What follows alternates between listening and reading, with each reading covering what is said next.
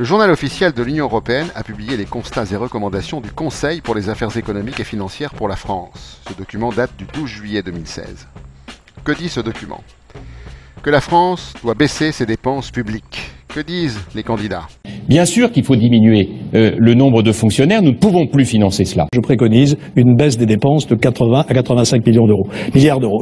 Il faut baisser la dépense publique, il n'y a pas d'autre solution. La fonction publique, moi ce que je propose, c'est de supprimer le statut. Sur les emplois publics, nous en supprimerons 300 000 sur la durée du quinquennat.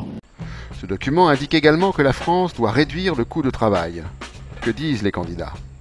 Parce que je pense qu'il faut baisser le coût du travail. C'est-à-dire en baissant de façon massive les charges qui pèsent sur les entreprises et les impôts qui brident les investissements en France. Il faut une baisse très significative des charges des entreprises. Qu'une seule mesure qui marche partout, c'est la baisse des charges.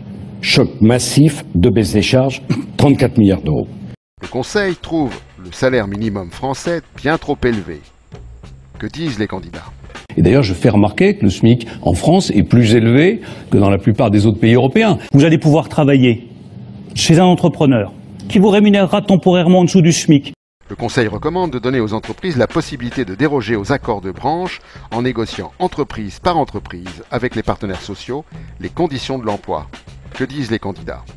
Laisser les entreprises libres de négocier par des accords majoritaires, soit avec les syndicats, soit par référendum si les syndicats ne sont pas disposés. Si vous voulez 36 heures, 37 heures, vous vous mettez d'accord sur 36 heures, sur 35 heures. Si vous voulez rester à 35 heures, vous pouvez rester à 35 heures. Il faut négocier beaucoup plus de choses au niveau de l'entreprise. Moi je crois qu'il faut aujourd'hui négocier le temps de travail dans les entreprises. Chaque entreprise pourra choisir la durée hebdomadaire de son travail librement. Pour lutter contre le chômage, le Conseil prône la dégressivité des allocations chômage. Que disent les candidats?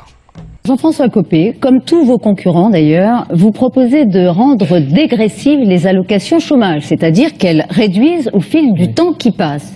Alain Juppé, alors vous aussi, vous proposez la dégressivité, mais vous dites je vais quand même attendre le retour de la croissance.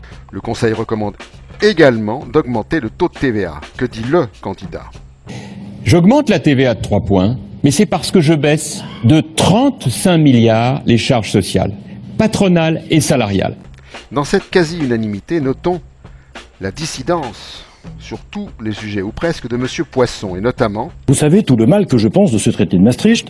Vous savez combien je souhaite qu'il soit remis à plat intégralement, combien, y compris cette folie de mettre à la toise tous les pays d'Europe, en dépit de leur disparité économique et sociale, avec des taux de déficit budgétaire identiques. Enfin, tout ça n'a aucun sens. Dissidence de taille. Nous aurions pu poursuivre cet exercice avec les retraites, les impôts, etc. Mais nous les avons suffisamment entendus. Vous l'avez compris, le programme économique des candidats à la primaire de droite et du centre est dicté par l'Europe. Les candidats confirment la vassalité de la France. Le vrai président, c'est lui. Peter Casimir, président du Conseil pour les affaires économiques et sociales. Le futur président, comme l'actuel, sera l'exécutant des institutions européennes. Par ailleurs, tous les candidats, sauf un, ont contribué à conduire la France dans l'état où elle se trouve. Tous, sauf un, ont eu des postes de ministres.